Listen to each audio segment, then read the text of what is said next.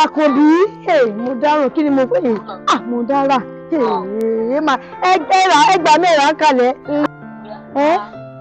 ìyá Àkànbí etí rí ìyá Àkànbí. ọmọ ayé mi náà mẹ́bí gàárì àtẹja tí mo rà bọ̀ lọ́nà ni mo máa fún mú.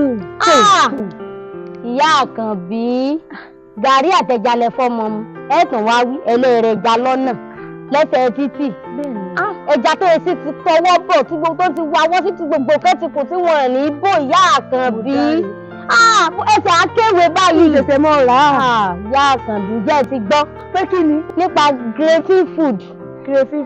wọ́n ń tẹja wọ́n ń tàgún wọ́n ń tẹran ògúnfe tí wọ́n bá yín pa tí wọ́n bá yín yẹn tí wọ́n bá yín sí ilé ẹ̀ tí wọ́n bá yín kódà kó jẹ́ wípé ẹgbẹ́ fi ṣènáwó ni ìṣẹ́já ni ìṣepá ńlá ni ìṣekóté kò sí irúfẹ́ ẹja àbẹ́ràn tẹ́ ẹ bá fẹ́ tí wọ́n ní bá yín ṣe wọ́n bá yín ṣe jọ̀jọ̀ tí gbogbo rẹ̀ ó ṣe mìíràn jọ̀jọ̀ tí wọ́n bẹ́ẹ̀ fi ṣènáwó tí kínú tí rí gbọ́dọ̀ yálà ẹgbẹ́ ìṣe nínú ilé ni lólówó pákú nílùú wa náà ni ìyá Àkànbí kò tó wá fẹ́ síbẹ̀ o yálà lókè òkun lọ́sàn lẹ́kọ̀ọ́ nìbàdàn lẹ́kìtì lóńdó kò síbi tẹ́ ẹ bá wà tẹ́ ẹ bá ti gbá wọn láago lẹ́yìn ẹ̀sọ́ kàtẹ́ ọ̀dà báyìí ọjà yín ti tẹ̀yìn lọ́wọ́ kí ló dé ẹ mọ́ rárá kúra mọ́.